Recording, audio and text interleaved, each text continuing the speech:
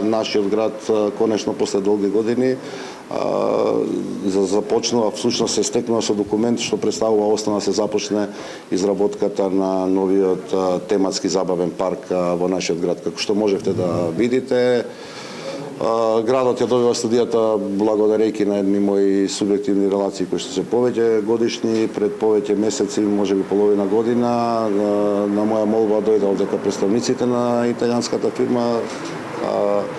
направивме една сестрана анализа која што беше презентирана денеска, можевте и преку лайв стримингот да ја видите и која што е всушност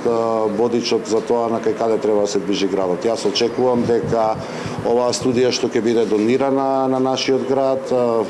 всушност не кошта ниту 1 денар, е сериозна една анализа, ќе биде прифатена од страна на Советот на градот Скопје со цел да во текот на месец јуни ја започнеме постапката за набавка на проектирање и неопходните реквизити со цел да успееме некаде